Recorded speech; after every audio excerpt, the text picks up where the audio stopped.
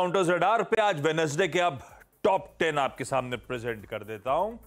पहले large trade जो होने थे, एक तो पीएनबी हाउसिंग फाइनेंस था, जनरल अटलांटिक इसमें 5% से ज्यादा हिस्सा बेचना चाहता था और अपडेट से कि 4.5% तक का डिस्काउंट होगा।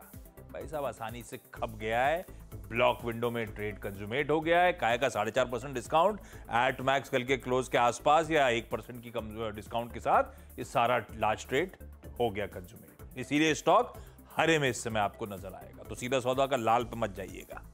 साइंट डीएलएम, इसमें इस कंपनी का जो पेरेंट है साइंट लिमिटेड, एक और लिस्टेड कंपनी, वो भी रडार पर रहेगी। वैसे 14.5% पेरेंट हिस्सा बेचने की तैयारी कर रहा है, ऐसे अपडेट्स हैं आवाज के पास। अब तक वो ट्रेड नहीं हुआ, यानी खपा नहीं लार्ज ब्लॉक विंडो में, अब कंटिन्यूस सेशन में नजर रहेगी। लेकिन साइंट डीएलएम के लिए खराब खबर, और ये पैसा भुनाएगा साइंट लिमिटेड जो शायद अपनी डेट पे रिड्यूस करेगा, उसको रख लीजिएगा रडार पे। पर ऑलरेडी इस डील से पहले 4 दिनों से बहुत तेजी दिखा चुका है। Larsen and Toubro, Bombay high court ने वो जीएसटी का शो कॉज नोटिस जो है इसे खारिज कर दिया। 2237 करोड़ का नोटिस था, कोई भुगतान करने की जरूरत नहीं। एलएनटी इसीलिए बढ़िया हरे में ट्रेड कर रहा है। डॉक्टर रेड्डीज लेबोरेटरीज ने एक यूएस बेस्ड कंपनी है जिसके साथ नॉन बाइंडिंग करार करा है एंटी मलेरियल ड्रग्स बनाने के लिए, तो ये अच्छी खबर है कंपनी के लिहाज से। टाटा पावर अपडेट आया है कि एसएनपी ग्लोबल ने इसकी रेटिंग अपग्रेड कर दी है। अपग्रेड डिटेल्स आपकी स्क्रीन पर, आउटलुक पॉजिटिव रखा है।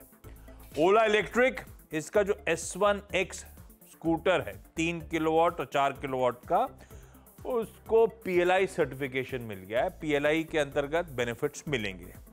पेट्रोनेट एलएनजी, इसने श्रीलंका की एक एलटीएल होल्डिंग्स है उसके साथ 5 साल का एलएनजी का सप्लाई कॉन्ट्रैक्ट करा है। एचजी इंफ्रा और प्रताप स्नैक्स 2 काउंटर साथ में आएंगे। लार्ज ट्रेड हुए थे एचजी इंफ्रा में, कल 3.25% हिस्सा प्रमोटर्स ने बेचा, पर सोसाइटी जनरल और कई सारे मार्की डोमेस्टिक इंस्टीट्यूशंस ने खरीद लिया है, इसीलिए शायद हरे में है। प्रताप स्नैक समझ से परे है, लेकिन 2 दिन से प्रमोटर माल छोड़ रहे हैं और कल भी चला था और आज भी हरे में ही ट्रेड करता हुआ आपको नजर आएगा। पर इसमें कुछ सुबुगाहट भी कुछ लार्ज ट्रेड्स की, इसीलिए भी शायद हरकत में होगा। खैर वो अलग। खबरों वाले स्टॉक्स, जीनस पावर को 3000 करोड़ रुपए का ऑर्डर मिला। सनसेरा इंजीनियरिंग क्यूआईपी के जरिए 1200 करोड़ रुपए जुटाना चाहता है। बीजीआर एनर्जी को झारखंड से एक ऑर्डर मिला था, वो टर्मिनेट कर दिया गया। बुरी खबर है वैसे, ध्यान रखिएगा। और जीईटीएनडी के लिए दिक्कत यह है कि प्रमोटर्स कह रहे हैं हम कुछ माइनॉरिटी स्टेक बेचने की तैयारी कर रहे हैं, कब बेचेंगे वो डिटेल नहीं, कितना बेचेंगे वो डिटेल नहीं, लेकिन एक ओवरहैंग बन गया। और फाइनली टेलीकॉम के डेटे के साथ छोड़ जाता हूं। भारती एयरटेल ने 12.5 लाख ग्राहक जोड़े तो वोडाफोन ने कम, लेकिन फिर भी 8.5 लाख ग्राहक गवाए, इसीलिए टेलीकॉम स्पेस रडार पे है। चले, तो ये सारे स्टॉक्स आपके लिए आशीष ने रिकैप कर दिए हैं जहां पर खबरों का इम्पैक्ट बनता हुआ दिखाई देगा। अच्छा, प्री ओपन से लेकर अब तक अगर आप देखें क्या हुआ है तो मार्केट थोड़ा सा शांत स्वभाव दिखा रहा है, करीब करीब 18 पॉइंट नीचे। मिड कैप भी बहुत ही सोम्बर स्टार्ट की तरफ इशारा करता हुआ आपको नजर आएगा। तो ये फिलहाल आपके लिए अब तक की स्थिति है। निफ्टी बैंक में कल का जो एक्शन है वो थोड़ा सा धीमा जरूर पड़ा क्लोजिंग तक, आज देखते हैं वो लौटता है या नहीं।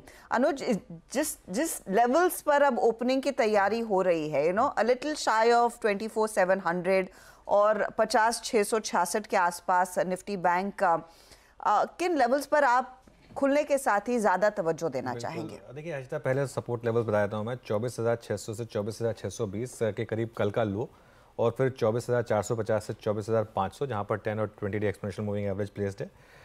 मेरी अप्रोच रहेगी बाय एट ओपन, अगर ये इस तरह से खुल रहा है तो थोड़ा सा बाय एट ओपन, एंड फिर ऐड करने का जोन होगा। अगर आपको 24,550 से 24,650 का एक जोन मिल जाए तो उसमें आप ऐड करिए, और एक स्ट्रिक्ट स्टॉप लॉस रखिए 24,450 का।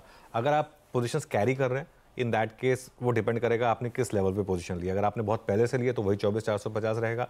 अगर आपने कल लॉन्ग लिया है तो 24,550 का स्टॉप रहेगा, लेकिन 24,450 एकदम सैक्रोसैंक्ट है। रेजिस्टेंस मिलेगी आपको 24,750 से 24,850 पर, जहां आपका सबसे बड़े कॉल राइटर्स बैठे हैं।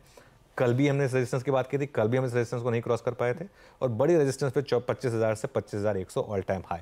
स्क्रीन पर जब तक वीकनेस ना दिखे तब तक शॉर्ट नहीं है, तब तक मार्केट का ट्रेंड बाय ऑन डिप्स का ही है। आज का जो गेम चेंजर रह सकता है वो है बैंक निफ्टी, क्योंकि बैंक निफ्टी में कल एक व्यू, कल इंटरडे में हमने बहुत अच्छी ट्रेड बैंक निफ्टी में अपने व्यूअर्स के लिए बना के दी, लेकिन वो हाइस पर बंद नहीं हो पाया, वहाँ से स्लिप हो गया और कल आखिरी का जो 1 घंटे का मूव था वो काफ़ी डिसअपॉइंटिंग था, ये हमने बात की भी थी। 3 बजे और 3:20 के बीच में हमारी स्ट्रेटजी चेंज हो गई थी, क्योंकि वो क्लियरली दिख रहा था कि स्क्रीन पर कि बैंक निफ्टी थोड़ा सा कोलैप्स हो गया। तो एक रिस्क था फेक ब्रेकआउट का, जो हमने कल भी डिस्कस किया था। उसको अगर आपको नेगेट करना है तो 51,025 को क्रॉस करना पड़ेगा कल का हाई, और 51,200 के ऊपर निकले तो 1000 पॉइंट की और रैली बनेगी। लेकिन रिस्क वही है बैंक निफ्टी में कि फिर कहीं ढाक के 3-5 वाली बात ना हो जाए, वापस वही बैंक निफ्टी उस रेंज में चला जाए। ऑप्शन राइटर्स की जो रेंज है वो है 50,700 से 51,100। बाइंग का जोन है 50,650 से 50,700 के आसपास, जहां हम खुल रहे हैं। एक स्टॉप लॉस 50,550। इसका मतलब ये नहीं कि आप खुलते ही खरीद लें, स्क्रीन देखें और देखें कि वो लेवल होल्ड कर रहे हैं या नहीं कर रहे हैं। और सेलिंग का जोन है 50,950 से 51,000, स्टॉप लॉस 51,150। लेकिन अगेन क्योंकि वीकली एक्सपायरी है, ये लेवल सिर्फ इंडिकेटिव है, आपको स्क्रीन देखना है और देखना है कि मार्केट में स्ट्रेंथ है या वीकनेस है, उसके हिसाब से ट्रेड लेना है। तो थोड़ा